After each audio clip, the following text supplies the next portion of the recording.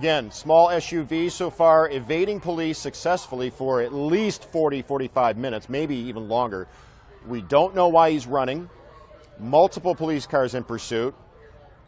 Looks like the driver's side front tire is toast, and he is on his rim.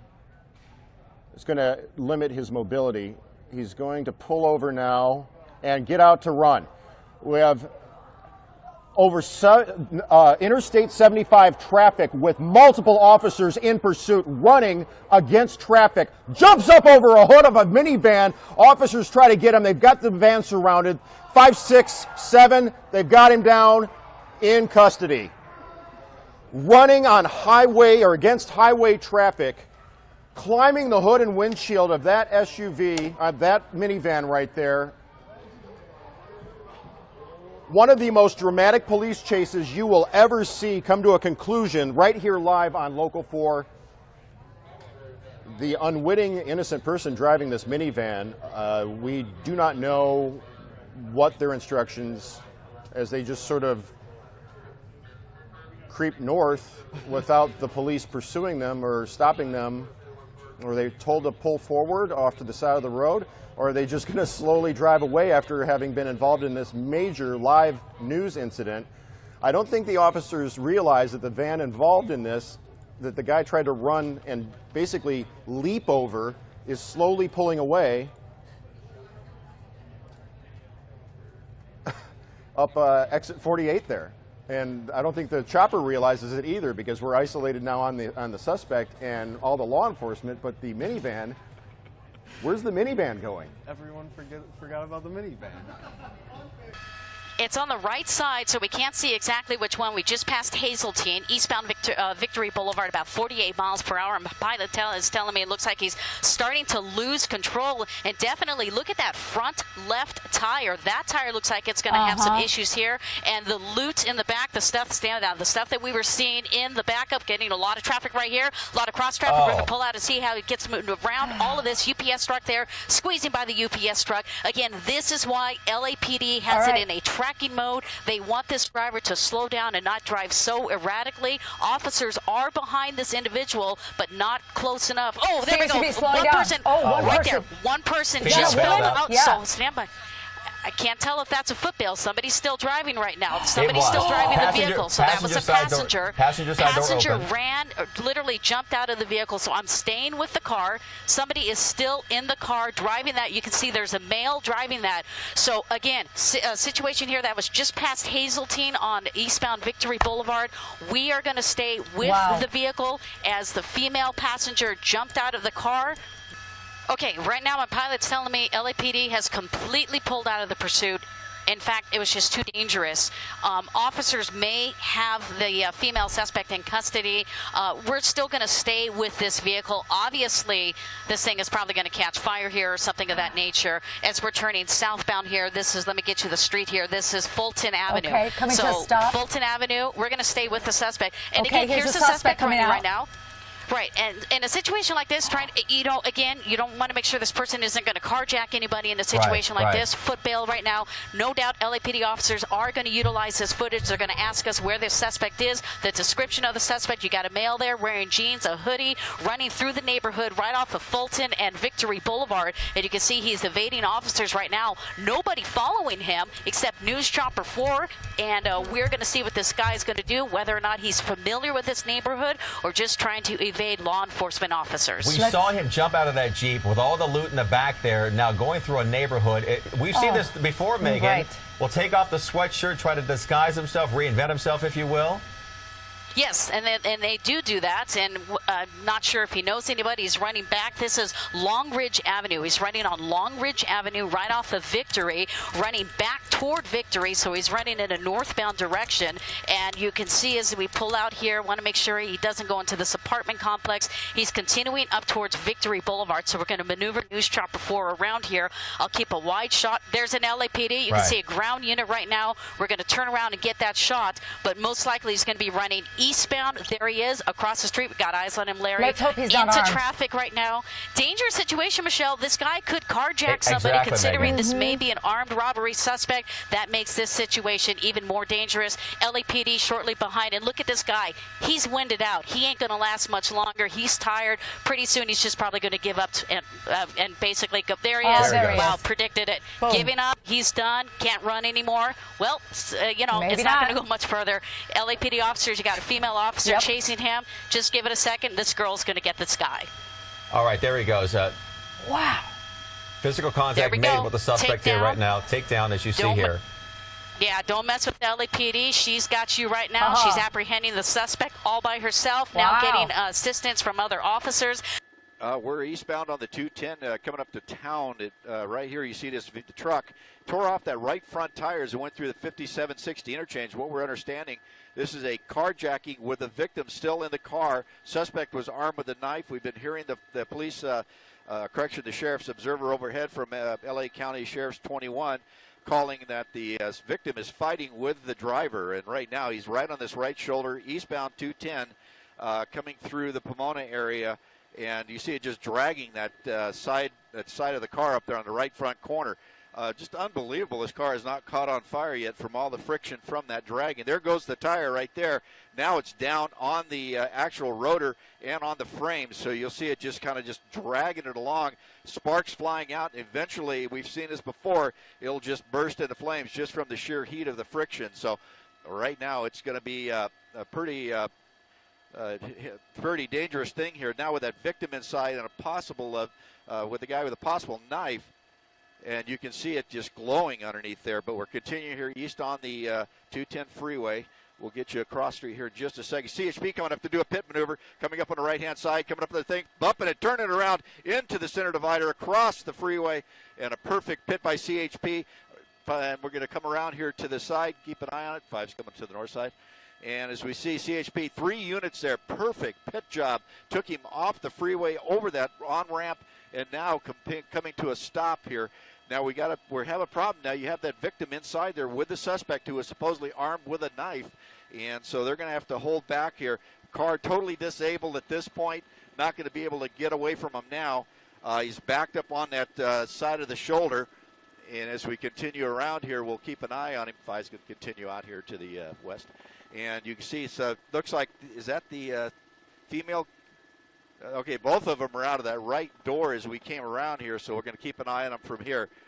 And so right now it looks like they're giving up, and it's going to come to an end pretty quick.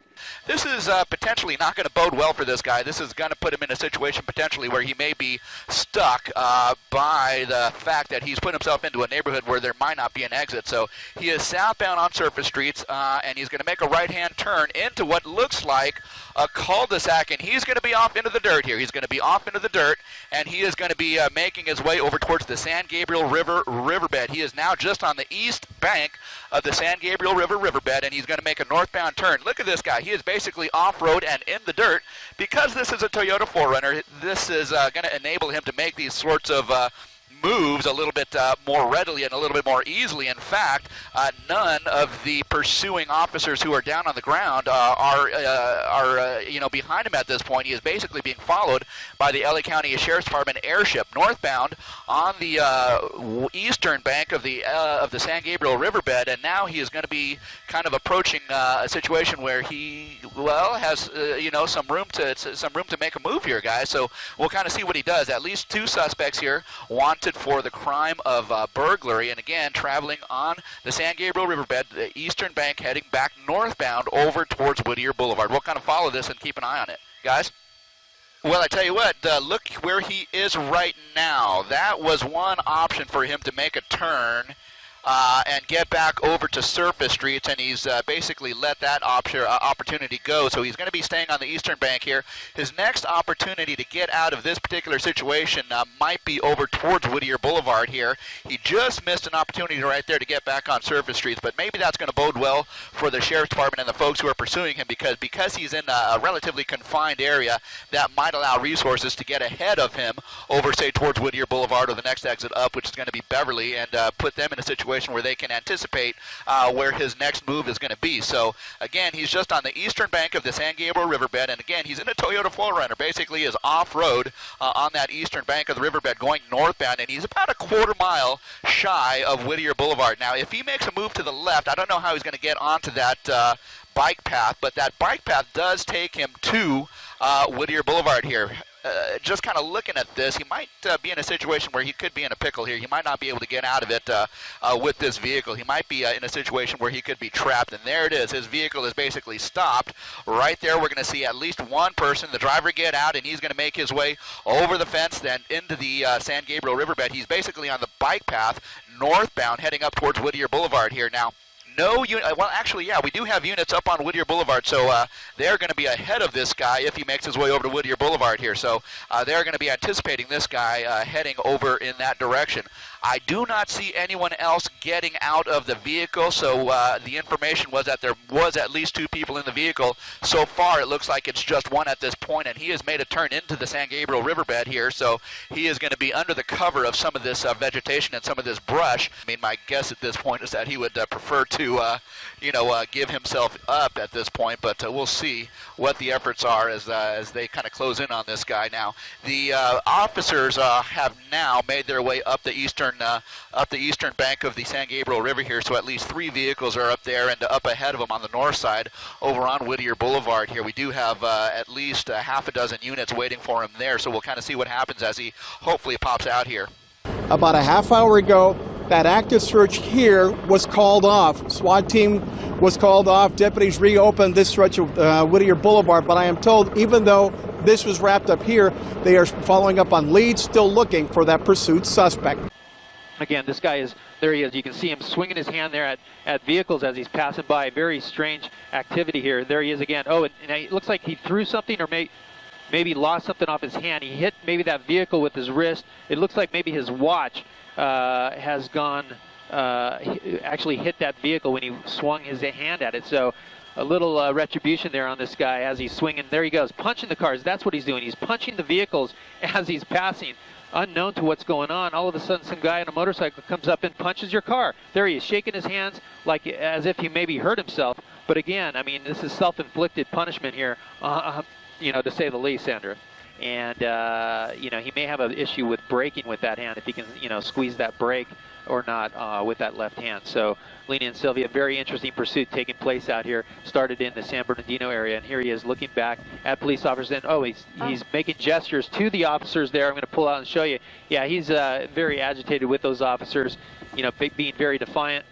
And then jumping right back on the freeway. You can see him, definitely he's got some pain. Look at him switching his hand here. Switching hands, he's now throttling with his left hand. Oh, wow. So, he may be having trouble with both hands at this point. Oh, my goodness. But look at him, he's very agitated at this point. Very dangerous for this driver. Left-handed, crossing his arms there, pulling on that throttle, but continuing to drive.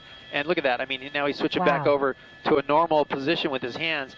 But, very dangerous situation for this driver. I mean, maybe he's playing this up for us. I don't know. But certainly when he hit that vehicle with his left hand, it definitely broke his watch. So you can imagine at the speeds he was traveling at the time, about 80 miles an hour, hitting someone's mirror like that or the vehicle at the very least is going to do some major damage.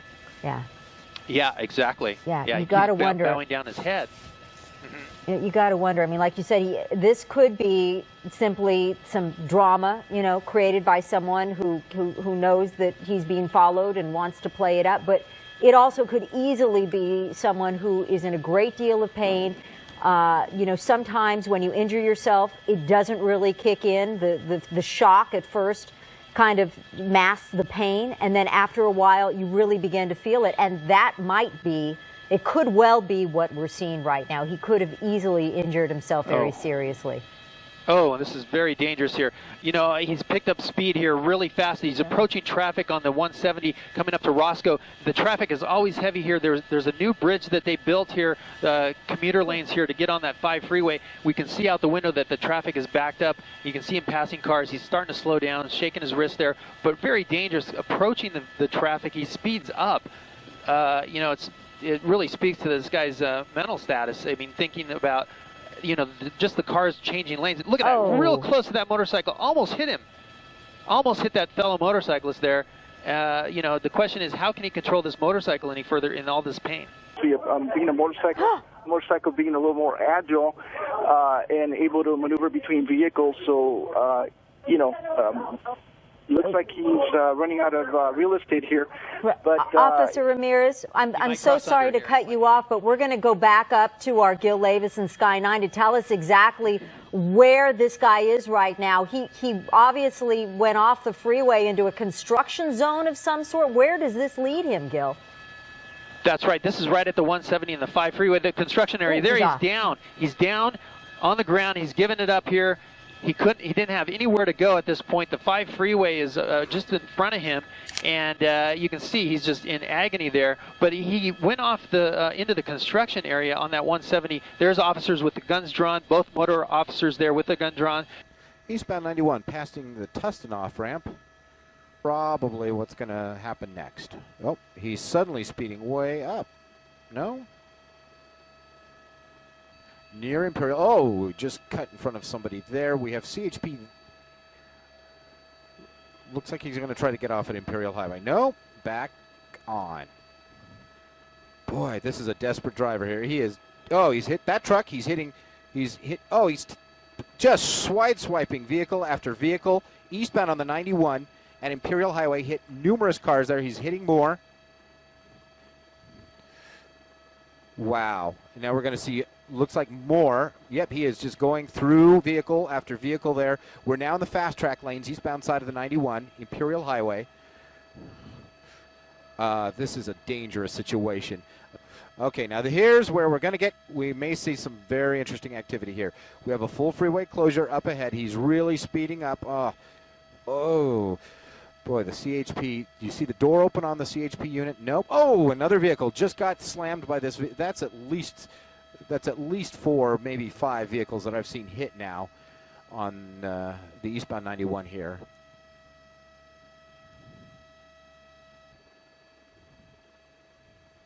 Spike strip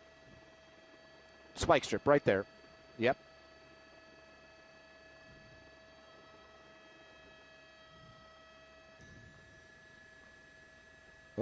Oh, we're going to see an accident here. It looks like, yep. Oh, he has lost that front tire. He has absolutely lost that front tire. I'm surprised we're not seeing sparks at this point. He is spinning his steering wheel left and right, and we're going to see what happens here. This looks like it may be coming to a conclusion. He is just scraping the side of the car now, apparently having no control over the steering. Oh, he hit some more, looks like some more concrete there. We are in the Santa Ana Canyon. Let's see, we are just, this is just going from bad. Your fast track lanes there on the eastbound side of the 91. Oh, there's the sparks. We have not even a remnant of a wheel left on that vehicle. Nothing, yeah. HP officers, you can see, look at him trying to accelerate with those rear wheels full speed. They're not going to go anywhere now. So at this point, this is where it's going to get really stressful for the officers because he has no place to go. So, man, well, look at the speed with the bad tire like that coming up to the next intersection. Luckily, it's a green light for him. On the brakes, going to make the westbound turn, slide on around. And here we go, eastbound 3rd. And, man, you know, can you believe this guy driving his car like that and just, I mean, giving no he's on the train tracks now, and I'm going to have to look out the window to see if I have any of the Metrolink or the little trains that go down 3rd Street here. I believe this might be I can't remember what green line or gold line that comes out from this direction, but he's on the railroad tracks, just continuing on here, racing along through passing Downey Road and continuing on here, westbound 3rd, coming up to a red light, and he's through there and just right down. So I can't really see ahead to see if there's any trains on the track ahead of him. I'm not really sure. I don't see anything coming along, but unfortunately, the train's not going to move. So he's going to have a hard time with that. Yeah. Oh, man, yeah. Something like this, I'm almost at a loss for words. Now just driving on the railroad tracks, he's got to go down underneath. He took the tracks underneath, and so we don't know. The area unit has no idea where that train track comes out because it goes underground here, and it might pop out a little further out here to the west. So now he's in the train tracks. The Lord knows what's going on down there, and if there was a train down there or not. So I've never seen something like that. But the county sheriff is trying to figure out where it'll pop out at. But I bet he's just going to bail out down in there. So we're kind of looking ahead here. Yeah, the sheriffs are watching. Sheriffs are watching the east exit, and the LAPD is watching the west exit here, doing what they can to keep an eye on us. I'm just going to go ahead. 5's going to park over Soto, and just going to sit here, wait for him to pop out. They've got this thing sealed off pretty quick, and they're going to keep an eye on whoever's down there and whoever may be coming off that train. So I'm surprised that one unit let the train go down in the tunnel because it just adds to the problem. So.